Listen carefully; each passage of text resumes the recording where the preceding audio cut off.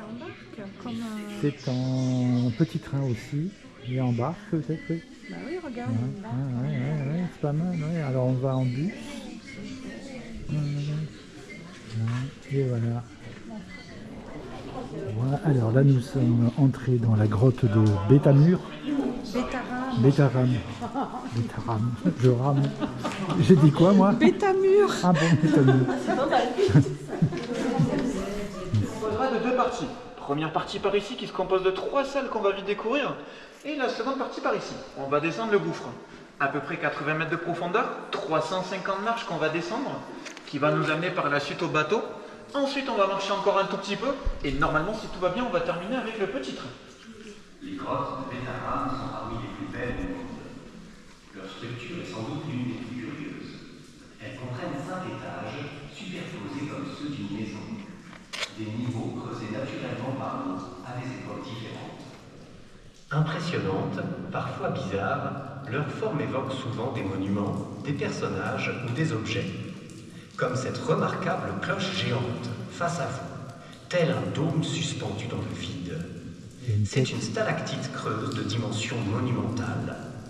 Comme toutes les concrétions, elle doit sa formation au patient travail de l'eau.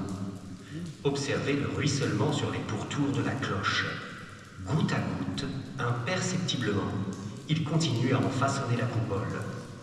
Le principe de formation des concrétions est simple.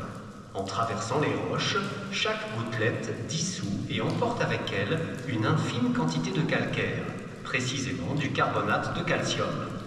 Lorsque la goutte d'eau se retrouve à l'air libre, le calcaire qu'elle transporte se solidifie et forme un petit dépôt au plafond de la grotte. C'est le début d'une stalactite. Une stalagmite à 2 pointes, surnommée le minaret. Regardez maintenant au-dessus de vous. Ce plafond exceptionnel, sculpté par l'eau. Vous observez, d'une part, une partie lisse et encaissée qui est la trace du lit primitif de la rivière. Et d'autre part, la surface en lapiaz, à l'aspect spongieux creusé de sillons, évoque, pour certains, la voûte gothique ouvragée d'une cathédrale anglaise.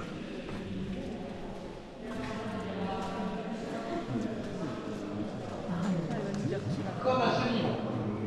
De l'autre côté, vous l'avez peut-être aperçu ici, on a une colonne en formation. Notre petite mascotte des grottes.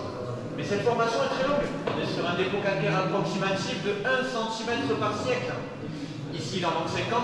Je vous épargne les calculs, on est sur 5000 ans. On a le temps. Mais si vous souhaitez, j'ai déjà les tickets de précommande, il m'en reste pas beaucoup. Par contre, celle-ci, elle se calcule en millions d'années. C'est la colonne la plus grande qu'on ait dans les grottes. D'une part, elle s'est formée pour faire cette colonne, excusez-moi, et d'autre part, elle s'est élargie, couche par couche.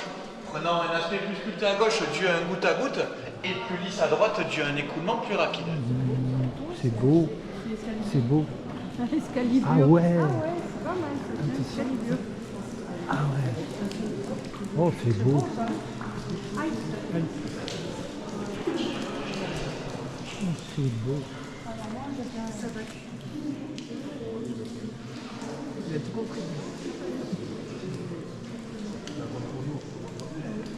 C'est une famille locale, bigorrane.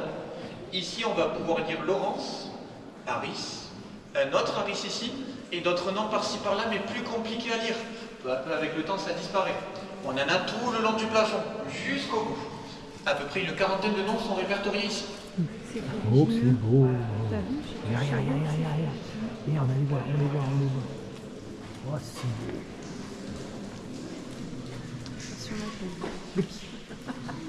La plus belle salle de la partie supérieure de la grotte. Elle doit son nom aux innombrables stalactites suspendues à la voûte, rappelant de fastueux luminaires. Le sol, lui aussi, présente un relief singulier. Les eaux de ruissellement y ont formé de petits barrages de calcaire et des bassins appelés gours.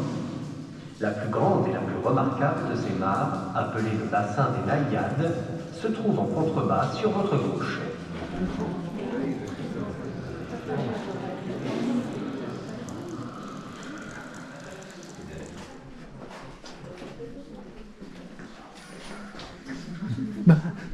Au fond de ce décor, légèrement sur la droite, remarquez ces colonnes jumelles.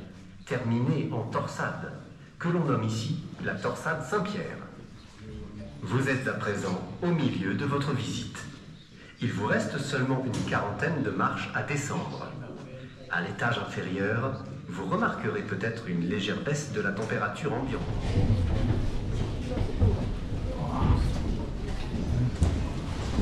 Ah, génial. Ah ouais, génial. Hop là. On avance. Ah, ça fait pas peur. C'est qu'il n'a pas peur.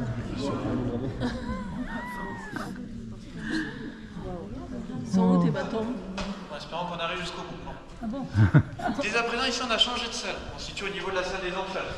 Pourquoi c'est un petit peu particulier? Simplement parce qu'on est au point le plus bas, au-dessus de nous, 700 mètres de profondeur. On a un pic de montagne au-dessus, et dans ce pic de montagne, il s'est creusé cette côte. Elle continue jusqu'au centre de la terre. D'ailleurs, ici, on a également notre issue de secours. Mais je pense que pour aujourd'hui, ça va. Depuis que je suis là, je m'en suis servi 2 fois. Il est pas sûr. Ah ouais, Je vous assure, on d'accord. a passé une bonne visite. Oui. Apparition. Apparition. Actuellement, si tu sur un secteur calme d'une rivière, sa température 8 à 6 degrés, profondeur 1,50 m quand tout va bien. Et comme je vous l'ai annoncé en haut, ici l'eau est potable. Si vous avez soif, je vous en prie, ouvrez la bouche. Ouvrez la bouche. Alors là, on va prendre le train pour finir, qui doit nous amener au parking. Ouh.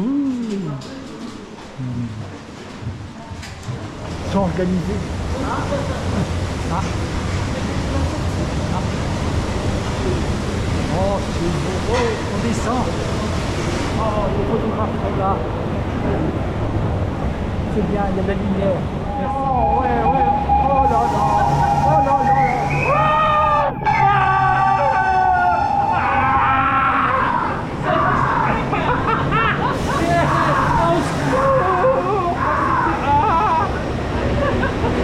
Allez-y les filles,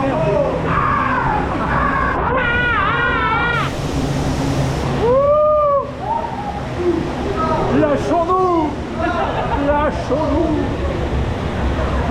Ah là là. Ah bon? Ah, ça y est. Oh. La boutique souris.